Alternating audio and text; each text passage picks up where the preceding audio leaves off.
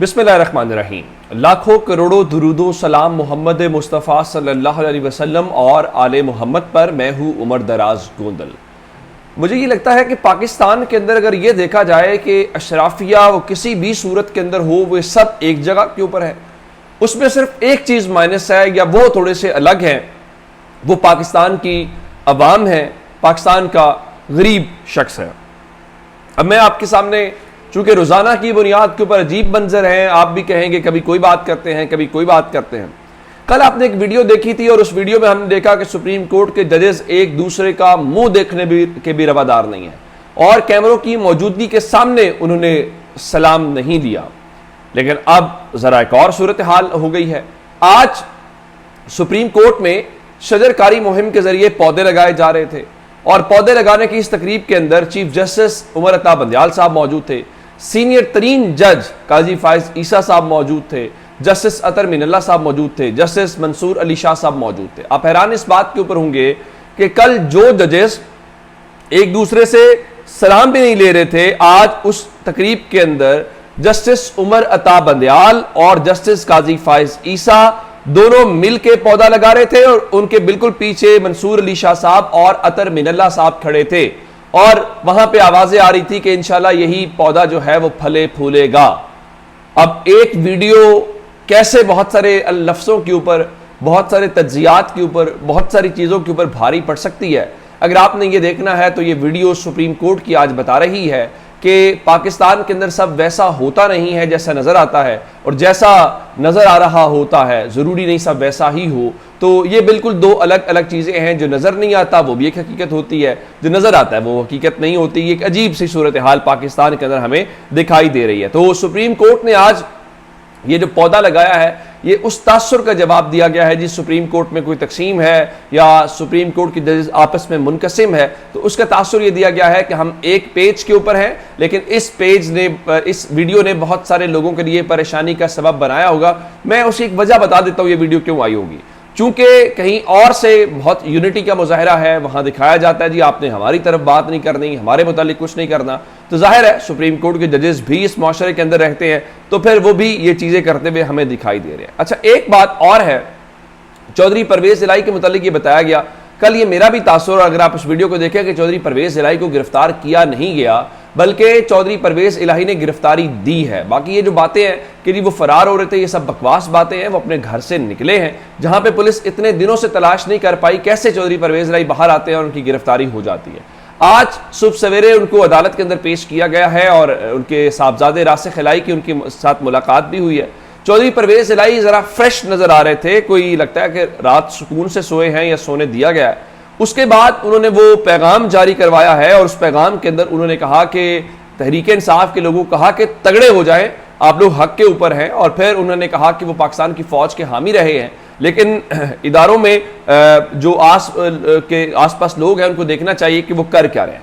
फिर चौधरी परवेज इलाही ने बहुत वाज़े अंदाज के अंदर कहा कि मैं कोई प्रेस कॉन्फ्रेंस नहीं करूंगा और इस सारे फसाद की जड़ मोहसिन नकवी है। और जाहिर है मोहसिन नकवी का इसमें बराह रास्त क्या इंटरेस्ट है मैं आपको बता देता हूँ।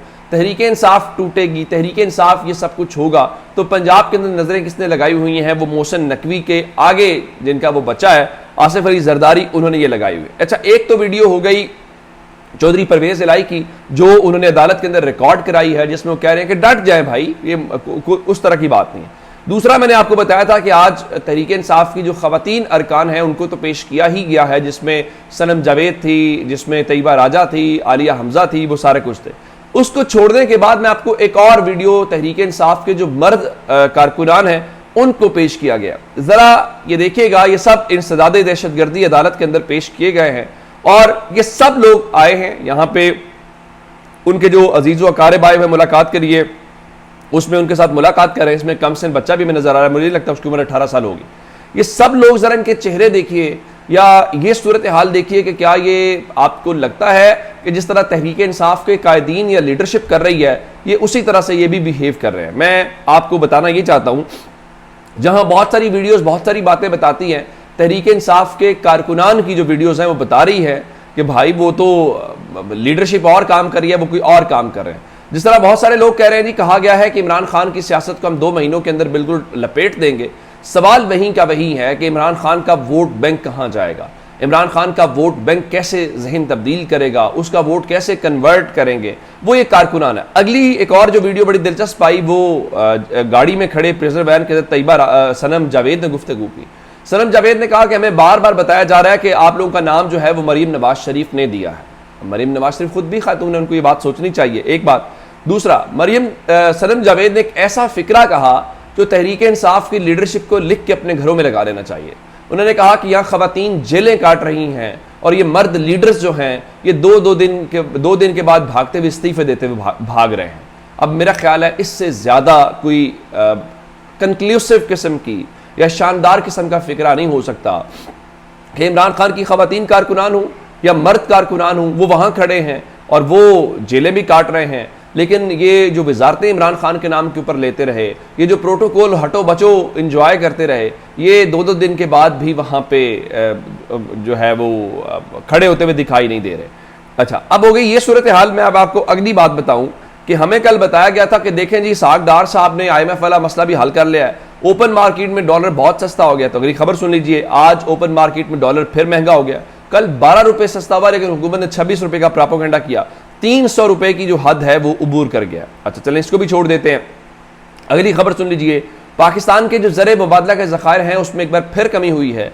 ये BBC की रिपोर्ट आपके सामने है, लेकिन जाहिर है कि आपको यही दिखाना है सब बहुत अच्छा है। और क्या कह रहे हैं, पहले मरीम नवाज कहती हैं ये मेरी हुकूमत नहीं है, अब ज़रा उनके शौहरे नामदार जो कैप्टन सफदर हैं वो कहते हैं कि हमारी नहीं PDM की हुकूमत है। तो फिर सवाल ये पैदा होता है कि वज़ीर आज़म कौन है। हमें फिर सवाल पैदा होता है कि मरीम नवाज के जलसे की सरकारी कवरेज कैसे हो जाती है अगर ये PDM की हुकूमत है, और PDM में आपका क्या किरदार है। अगर ये PDM की हुकूमत है तो वज़ीर आज़म कोई और क्यों नहीं है, नून लीग का क्यों है, मेजर जो वजारतें हैं वो आपके पास क्यों हैं। तो ये बड़ी एक अजीबो गरीब सी सूरत हाल है। लेकिन मैं आपको इस वक्त सूरत हाल इमरान खान से मुतल्लिक बताना चाहता हूँ।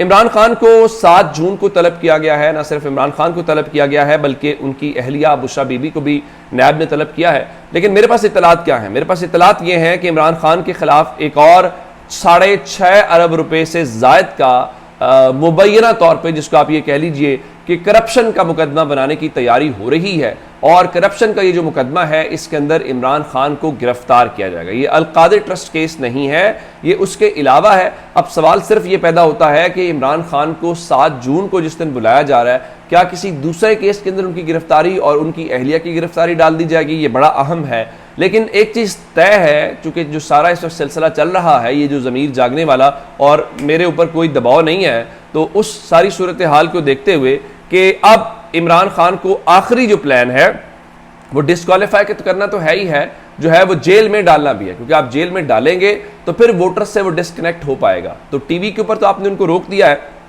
अब इस गिरफ्तारी का इंपैक्ट क्या होगा ये बड़ा दिलचस्प है। अब परवेज खटक साहब रात को छोड़ गए हैं, लेकिन उमर अयूब ने जो जनरल सेक्रेटरी है उन्हें दस्तखत किए हैं और हलीम आदिल शेख को तहरीक इंसाफ सिंध का सदर मुकर्रर कर दिया गया है। अब इमरान खान के लिए ये भी इस मुश्किल काम है, जो उनकी मुज़ाकराती कमेटी के अरकान हैं कम अज़ कम उनको ही वो महफूज रख ले, क्योंकि उनमें से कल 2 तो जो हैं वो भरपूर तरीके से जाते हुए दिखाई दे रहे हैं। तो अब देखना ये है कि आने वाले चंद दिनों के अंदर तहरीक इंसाफ से मुराद इमरान खान है, वो सरवाइव कैसे करते हैं और अब उनके पास काउंटर स्ट्रेटजी क्या है, या अगर वो जेल चले भी जाते हैं तो जेल जाने के बाद पीछे तहरीक इंसाफ के मामलात को कौन लुक आफ्टर करेगा, ये बड़ा इंपॉर्टेंट है। क्योंकि इमरान खान ने ये नहीं कहा कि उनके जेल जाने के बाद परवेज़ इलाही मामलात को देखेंगे। परवेज़ इलाही तो बहरहाल आज हमें डटे हुए नजर आए हैं, कब तक डटे रहते हैं ये एक अलग बात है।